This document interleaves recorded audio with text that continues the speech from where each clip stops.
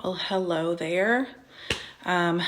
Yesterday, I had told everyone that I was going to be posting something that was really meaningful to me around this time of year. And if you've been following me for a long time through my journey, most of you have heard this. But for those that haven't, I just feel like it's really important to really be open and honest about things that we go through, not in a way to complain or to stay victim or stay on the pity pot, but to use our stories and our pain and our struggles to be something of value to other people who are going through things and may not see a way out and may feel like it's never going to get better. So this time of year is a very emotional time, and I decided this time I'm going to do things differently. They say that time heals wounds. I think time can mask it, but it's always there. And I think there's a way that we can heal, and instead of just masking it, because sometimes when we just shove it in and we mask it, it can cause so many other problems, including health issues. If you've ever known somebody, or if you have gone through a lot of emotional trauma, whether it's abuse or, physical issues, whatever it is in your life, if you're married to someone that's abusive or toxic, or you're still in a toxic relationship, those things actually affect you physically. So a lot of times you'll see people who've been through a lot of trauma get cancer and other health issues like that come up, and diseases. So there's time can heal, but it also can just mask the pain that's building and building and festering. And we don't want that. We want to release the pain and heal, truly heal, not throw things at us to numb us out. I know from experience that doesn't work. And it took trial and error and a lot of pain and near-death experiences for me to get to that point where I understood that and I got the right help that I needed. So this video, my post this year of the memorial of when my baby girl died in an accident that happened 26 years ago, okay? It's been 26 years, but it has taken me so long to get to the point where I feel this empowerment that I can talk without breaking down constantly, where I can see all of the things that came because of this horrible situation. And this time, that's what I'm sharing with all of you. And there's nothing wrong with grieving. I've grieved for 26 years, you guys. And I still get emotional, so I'm not promising that I'm not going to, but this time I can cry because I'm so, so grateful to be where I am right now. And that's the point of this video. So if you've already been following me, I'm going to give you a short synopsis of this. I was 16. I was 6 months pregnant.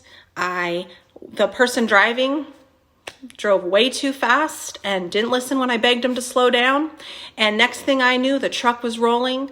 I was ejected out and the truck rolled over my lower body, crushing me. At that moment, my whole life would never be the same. Okay?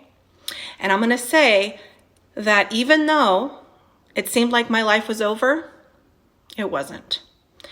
And unfortunately, or fortunately, I guess it's how you look at it, we all go through pain and we all go through suffering, and it's what we do with it that will change our life. So at that moment, I had been told that I wasn't going to make it because I lost so much blood. And for personal reasons, I don't take blood transfusions. And I knew I was too young to die. I am 16. The minute I knew that I was conscious and alive, because I thought that was it. I thought I was dead. Once that truck rolled, I thought that was the end of my life, and I could not believe that was it. But once I was conscious enough, I couldn't see anything, but I was conscious. I knew that my fight to live was going to kick in. And it did. It kicked in. I had people telling me there's no way you're going to live if you don't do this, this, and this. They said there's no way your baby's going to live if you don't do this, this, and this.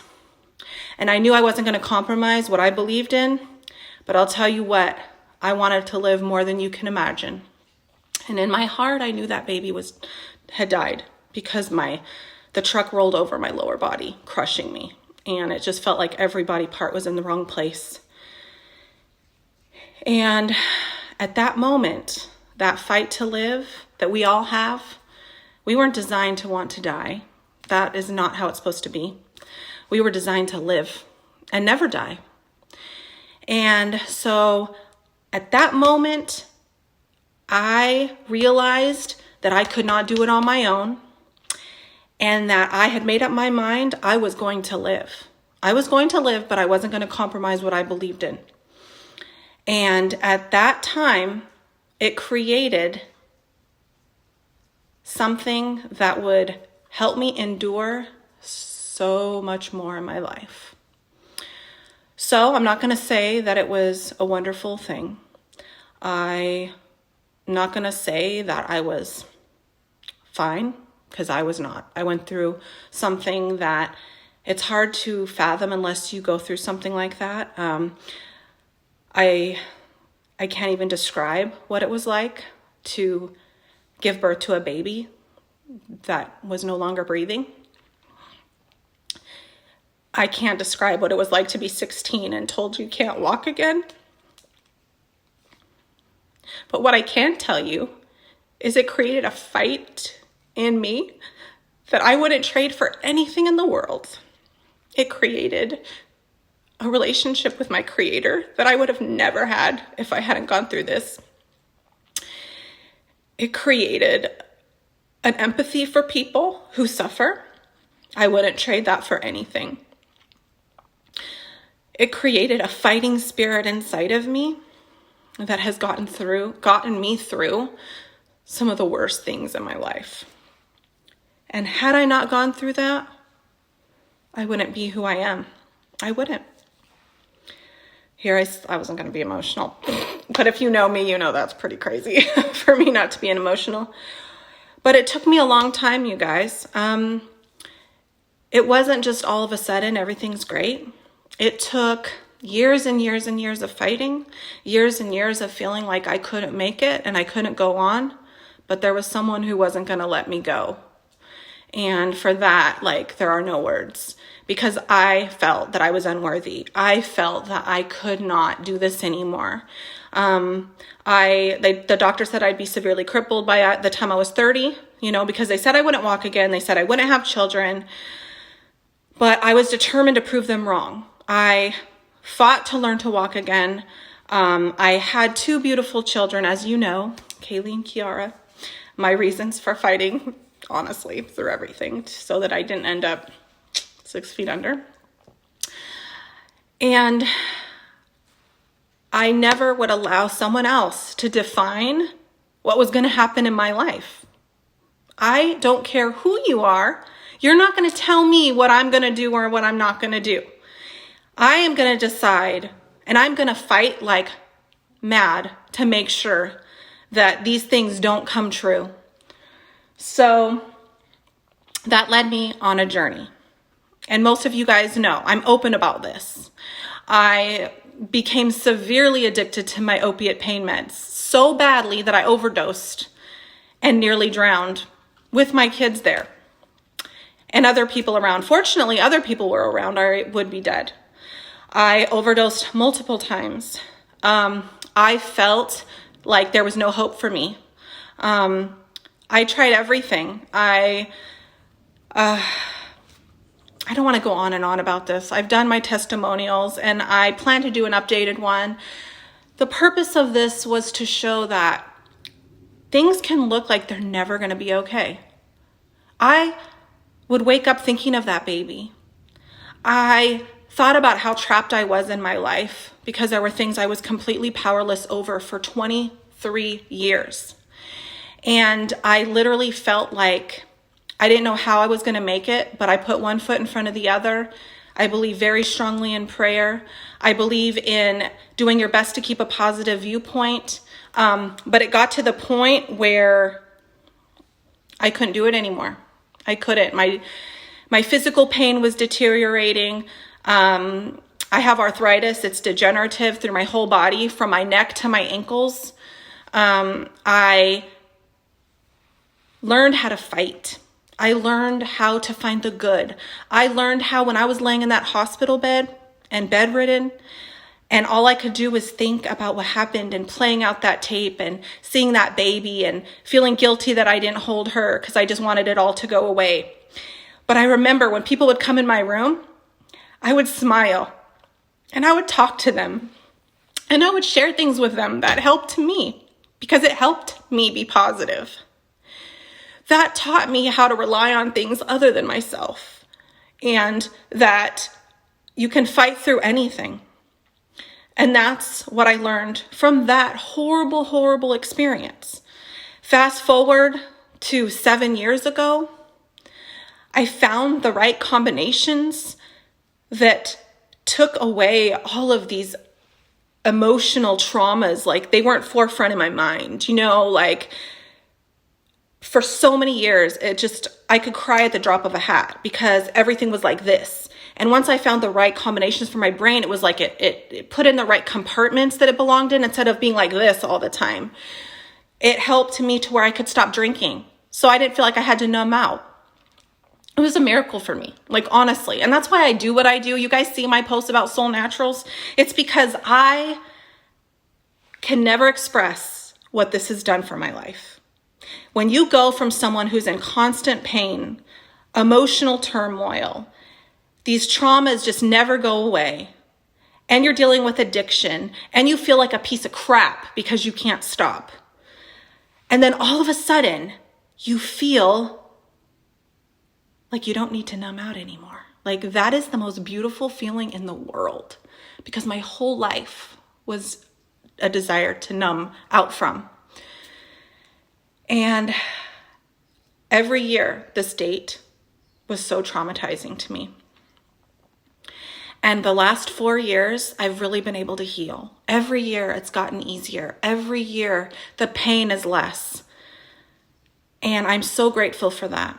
And that's why this year, I decided I am going to post about the amazing things that can come from the most horrible tragedies. So I don't know if you're going through something right now, but I'm going to tell you something. There is a part where you have to survive. You have to survive.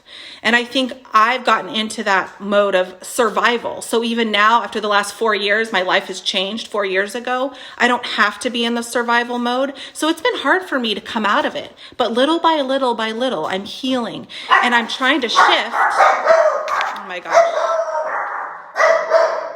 Wait a second. Ollie, come here.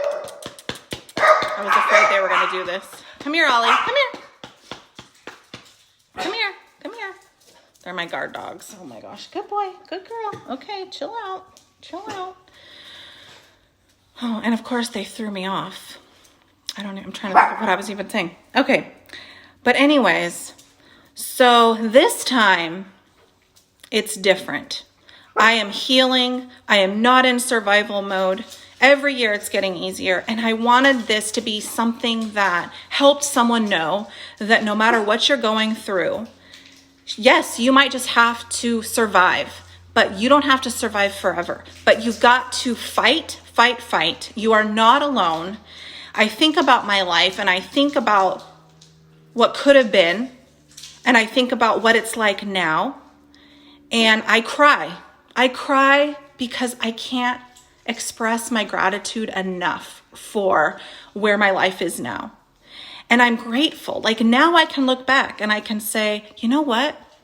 That horrible time in my life made me a strong, spiritual, empathetic, compassionate human being. And I would never be the person I am if I had not gone through that.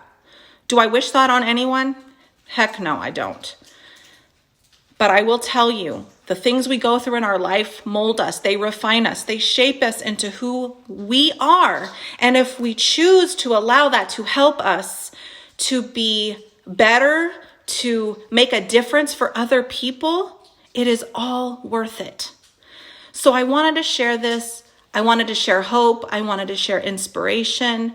I wanted you to see that these last 4 years, I have grown, I have healed, I have evolved. That doesn't mean that I don't feel grief. That doesn't mean that I don't feel sad when I think about it. You know, I'm still struggling with what to do with her ashes. It's taken me, you know, all this time, and I still haven't done anything because it's just, I'll do it when I'm ready. And baby steps. But just remember that everything we go through makes us who we are.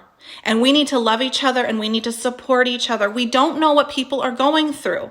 You know, I don't post every little thing that's going on in my life. I'm not going to go into every little detail. I put on a smile, and I've always done that.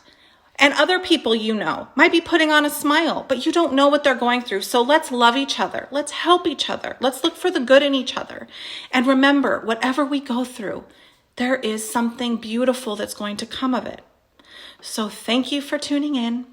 And this is a special day because it's today that is the anniversary of something that I felt was one of the worst things I've ever gone through in my life.